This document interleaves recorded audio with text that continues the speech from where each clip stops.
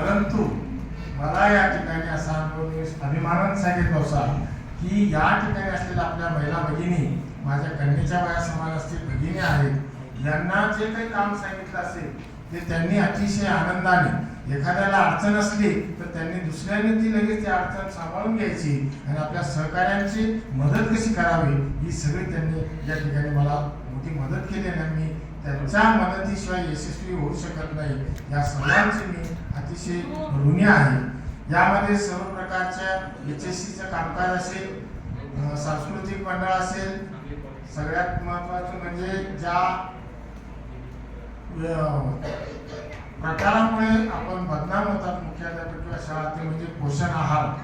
पोषण आहाराची जबाबदारी ही अतिशय समर्थपणे पार पाडणारे आमचे खैरनार सर, त्यांना साथ देणारे गोसावी दादा, सांस्कृतिक मंडळाचे पाटील सर, शिंदे सर असतील, पवार सर असतील, आमचे ज्येष्ठ सहकारी देवरे सर पर्यवेक्षक, आणि त्याच्या आधी शिर्के सर आम्हाला सहकारी होते. त्यांनीही अतिशय मोठ्या प्रमाणात या ठिकाणी मला सहकार्य केलं. आमचे सर्वच सहकार्यांनी या ठिकाणी अतिशय मोठ्या प्रमाणात मला सहकार्य केलं.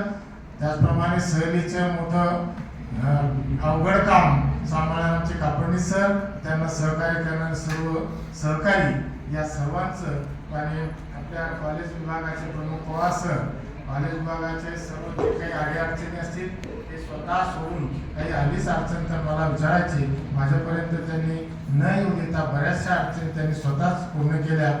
अभिनव बालविकासचे सर्व शिक्षक, त्यांचे प्रभारी देवरे सर आज नाही, त्यांचे मी या ठिकाणी आभार मानतो.